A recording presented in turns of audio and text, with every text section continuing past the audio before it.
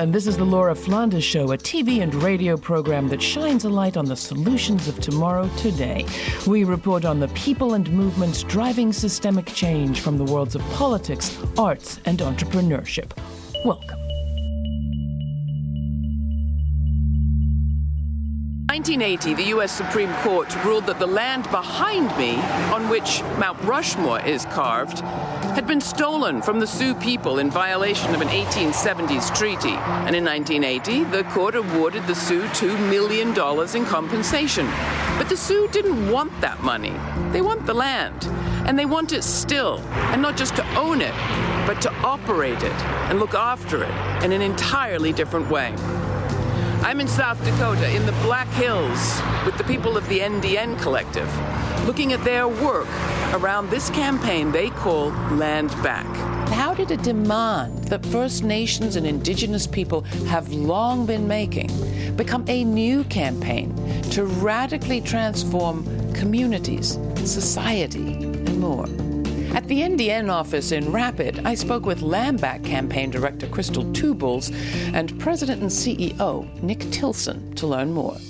In 1 year, what we've been able to accomplish feels like we've been organizing this campaign for like 5 years. We were obviously catalyzed on July 3rd when we did the action where, Nick Tilsen and myself and another of our organizers with other land defenders were arrested. And that action itself was catalyzed as well by the movement for Black Lives and the organizing that they had done around the murder of George Floyd and calling out and tearing down, colonial statues that continue to uphold white supremacy in the narrative of white supremacy in this country. For us, sitting here in the Black Hills watching this happen and Trump was coming here, I thought about what could we do? What could we do as Lakotas, as Indigenous people, to stand in solidarity with the Black liberation movement in the moment of a racial uprising, but stand in our own power with our own identities and who we are, but contribute to that narrative, but at the same time make sure that the struggle for Indigenous people, Indigenous lands, and our future isn't erased in the process. And I was like, this is perfect. Because the Mount Rushmore is not something it's not a statue that you can topple. It's not a flag that you can lower. It's not a painting that you can take off the wall. The only way to achieve justice in this situation is return the land. From that moment, the hashtag, which originated from our relatives up north in so-called Canada and artists from up there, it just took off here in the so-called US. And so from that moment, we've just been running, pretty much sprinting a marathon race. But we had our official launch on Indigenous Peoples Day, and we were really intentional about that day being a day for us to really ground almost every Indigenous struggle in Landback, in really pushing forth the meta-narrative of Landback as the ultimate connector, right? And the ultimate umbrella of organizing.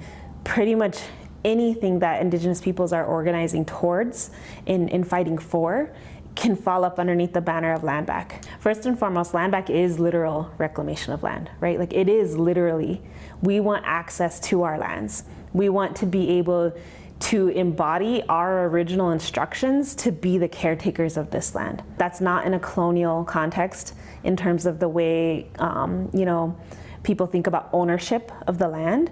For us, that's not the context, right? It's more about returning to the land, because the way that we're taught and our ceremonies and our teachings tell us is that we are the land and we belong to the land, not the other way around. And Landback is also the reclamation of everything stolen from us when we were forcefully removed from the land. And that includes our ceremonies, that includes our languages, that includes our way of life, our culture, our spirituality. But we had all of that pre-colonization. We absolutely want to meet the needs of our people. Our people need housing. Our people need a better education system. Our people need jobs. Our people need child care centers. Our people need all the things that people need in society today to meet their needs. We want to make sure that we create community development strategies to help accomplish that. right? And that's some of the work that we're engaged in now. It's where we're reclaiming different lands here right in the Black Hills, right here in Rapid City. Some of them we're buying, some of them we're getting gifted, some of them are being negotiated, some of them the city are having to give up or return them. And we're utilizing those lands to engage. What does that future look like? Because for so often, you know, many of our people haven't been asked the question, what is it that you want for your future? What kind of community do you want to live in? Like just about every city in the United States, Rapid City in South Dakota, in the county of Pennington, has a big problem with poverty, homelessness, addiction, and abuse. They've spent millions of dollars trying to address that problem too. But in the winter of 2020, the movement organization NDN Collective arguably accomplished more when they brought dozens of their relatives from downtown up here into the hills to a camp, a Tipi camp called Camp Mniluzahan. Since mid-October, Camp Mniluzahan has provided shelter and community to those in need. Today, they allowed the media in for the first time, giving details about day-to-day life in the camp and insight for the future. There are between 12 and 20 volunteers a day and any number of people using their services, which makes the camp into a mini community with multiple tents, a mess hall, and even a communal fire. One of the main volunteers said their goal is to protect relatives. I spoke to two of the members of NDN Collective about what happened here. We have a history of our people living along the Rapid Creek.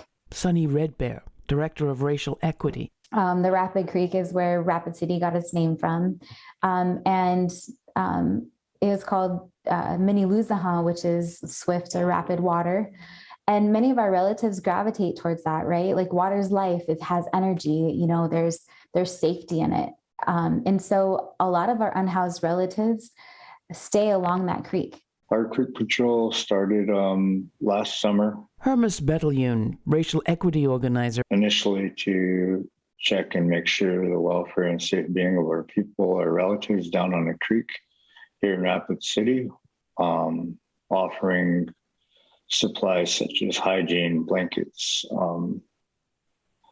food, sandwiches, every now and then a hot meal, taking it out to them and just making sure their overall safety is okay. There's a lot of gaps in services wherever you are, whatever city you reside in. And so Creek Patrol was kind of a call to action, as you will, by a group of individuals that just saw that need and that went out there and just did the work. They started over a year ago now, and I came into Creek Patrol about 3 months later. There's a lot of harassment along that creek when people know that these people are vulnerable, and then also know that there's no repercussions or, you know, consequences to actually inflicting harm or violence on the unhoused. The police department is supposed to protect and to serve all our people, but the thing is the police department here in Rapid City, they criminalize and abuse these relatives. What was the relationship between the work of the Creek Patrol, working with the unhoused relatives down along the creek, and the creation of Camp Mniluzahan that followed? It started getting cold last year about this time. So we needed someplace for them to go. We asked the city if we can find a place to rent, build a vacant building. We reached out to the mayor.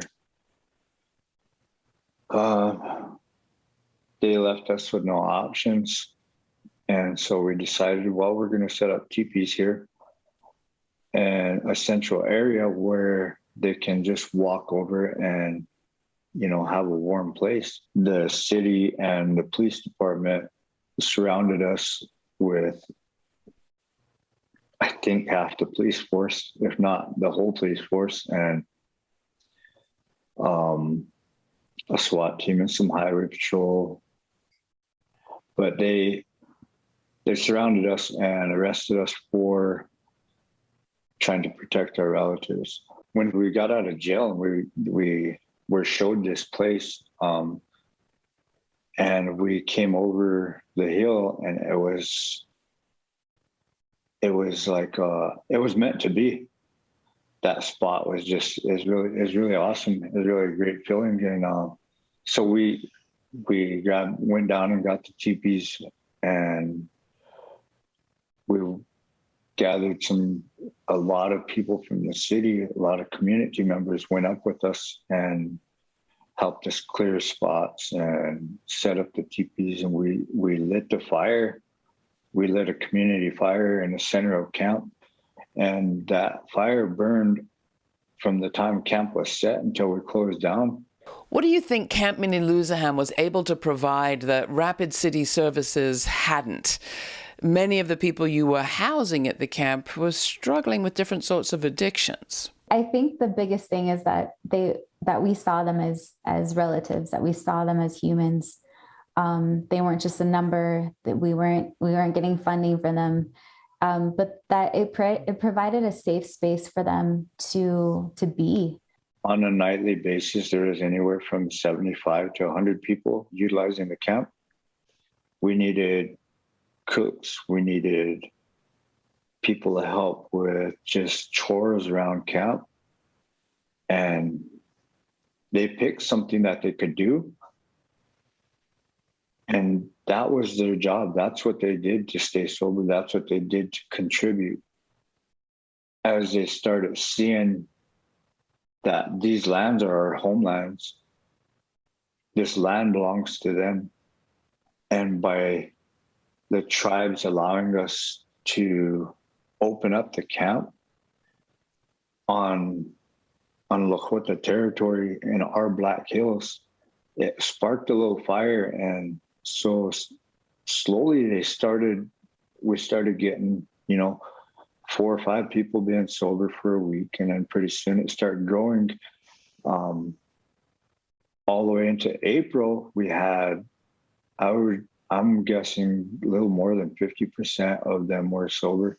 We didn't have training. We didn't go into Camp Mniluzahan training and learn how to take care of each other. It was this inherent knowledge that we carried with us. And I think that what that allowed us to do is for one, connect to the land, which I felt was very, very important. But also it created this system of accountability and relying on each other and finding purpose within camp. And just being in the land, being away from things that are distracting us from really truly connecting to each other. I'm no counselor, but a lot of it is our people can work with our people because we understand we live the trauma on a day-to-day basis. We live and deal with the racism and the systematic oppression that this government has put on our people. And so it's easier for us to connect than it is for somebody who has never really lived with the trauma that we grew up with,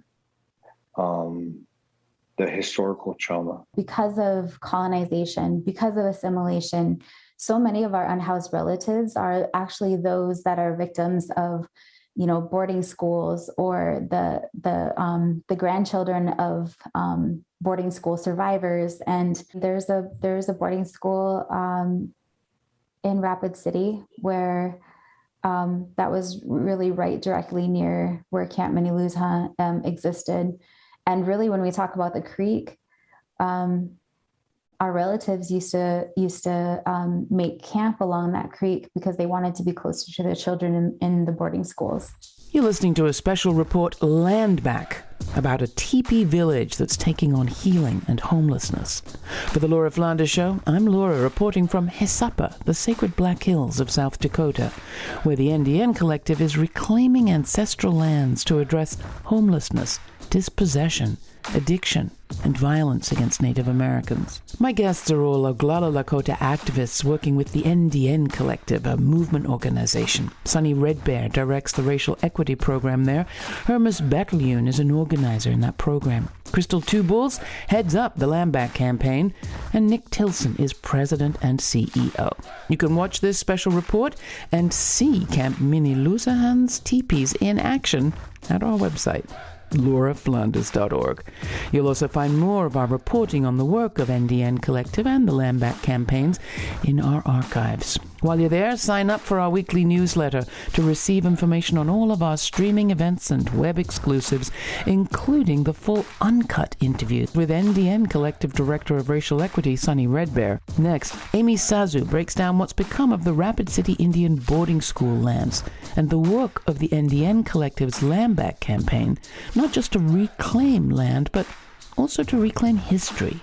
But first, here's Stadium Powwow by A Tribe Called Red, featuring Black Bear from their album We Are the Hallucination, released on Radicalized Records.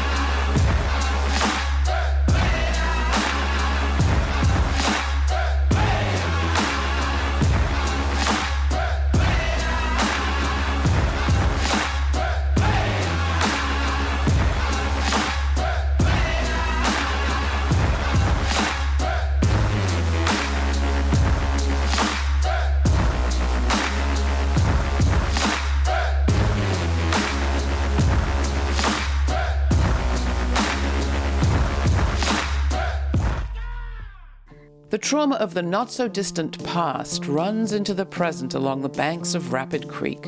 But healing is possible, and for the members of NDN Collective, that process isn't just about reclaiming land, but also history. To learn more about the Rapid City Indian Boarding School, I met with Amy Sazu up at Camp Mniluzahan. She's education equity organizer at NDN Collective. So we call ourselves, our informal name is the Rapid City Indian Boarding School Lands Team. So our team did actually go down to the National Archives and look into, just looking for more information about the school, about children that might have died, and then what happened to them. So in that process, we found over 50 kids that died at the Rapid City Indian Boarding School. And we knew just from stories in our communities that a lot of these kids' families were looking for them. And so identified the names, kind of got that part of the project going. But in the meantime, we opened up this whole big issue about the land. So from Bacon Park in Rapid City all the way to Canyon Lake was all land that belonged to the school. And the reason it had so much land is because the kids went to school for a very minimal time in the morning and then worked. That was the point of the boarding school system, was to strip away identity, culture, anything having to do with being Lakota, and get people who are ready to join the workforce. And so that's what they were doing with these kids. And so this land, when the boarding school closed, Rapid City leadership went to the Department of Interior. The Department of Interior issued a statute that said that the land could be used for in three different ways. So the first is that it could be given for free to schools, the National Guard, parks, and needy Indians could get it for free. West Middle School, the school district got parts of it. Churches bought a ton of it. The interesting part of this story is that needy Indians got zero. So the Lands Project is really focusing right now on reconciliation of those 3 land parcels and getting the Children's Memorial established and preserving that site on the side of the hill where we found evidence of graves.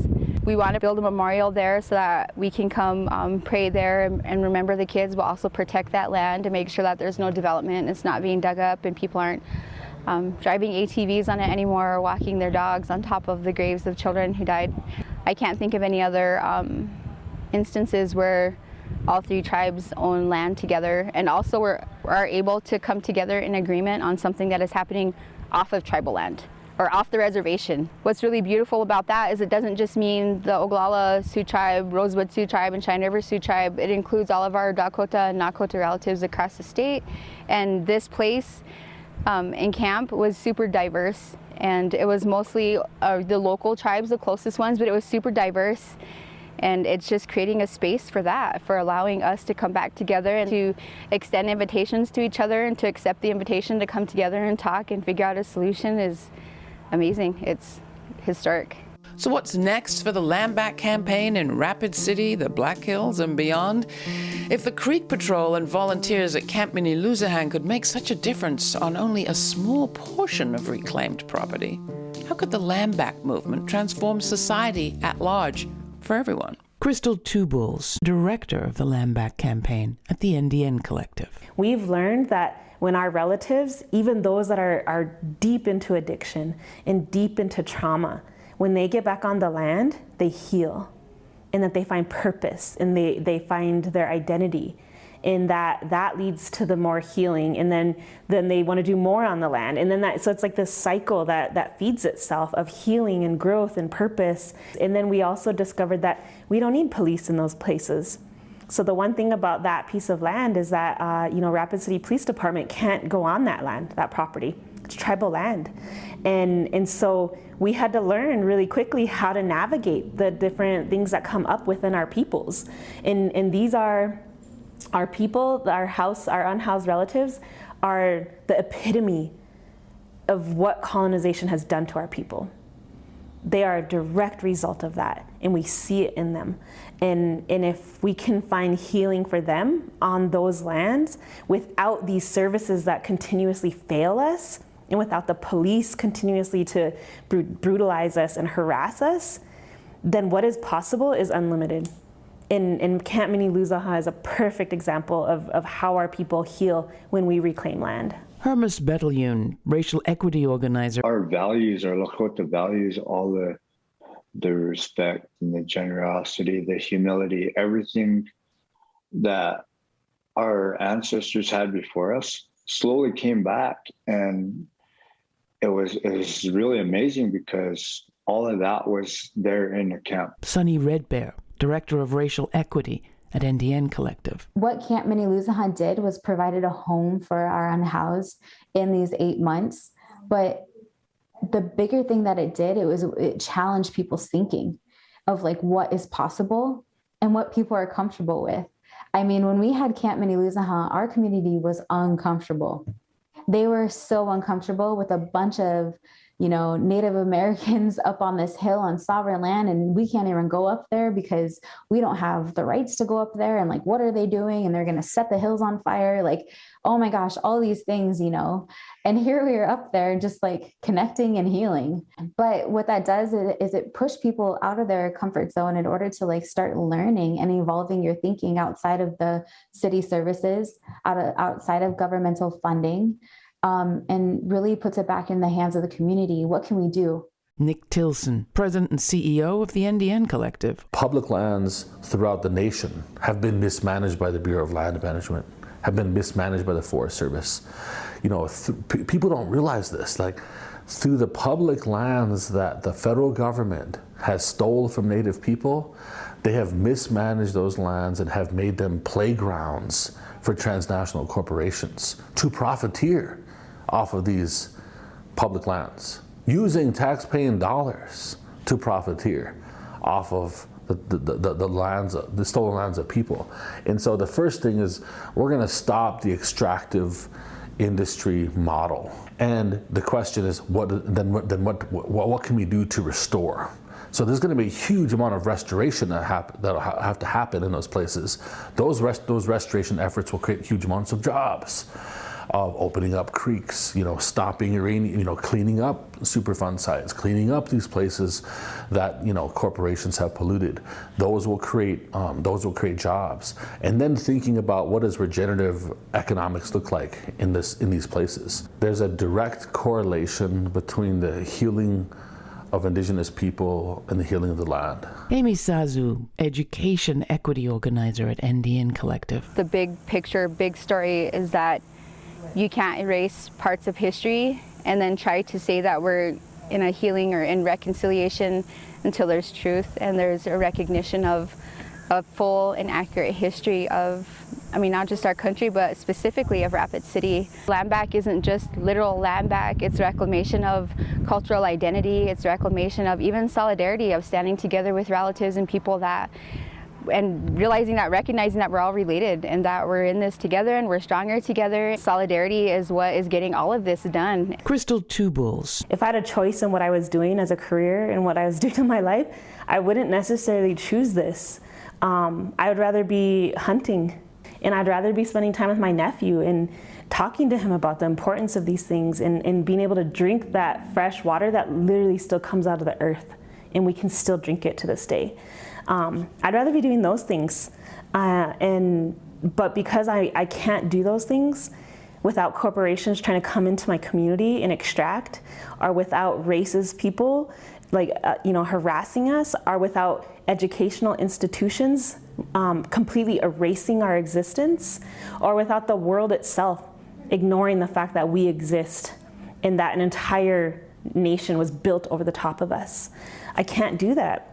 I can't live that life without those things impacting me. And so therefore, everything in me tells me that we need to set it right.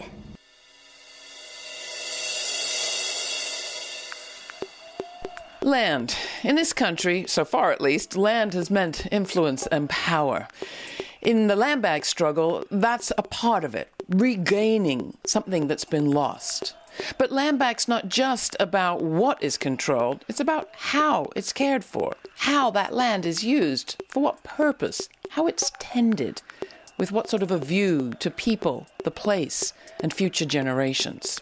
Now, I was in South Dakota in the Black Hills this summer, and since then, South Dakota hasn't been in the news much, but it did burst into the headlines this fall when the Pandora Papers, a massive global investigation, revealed that South Dakota is one of the world's largest tax havens.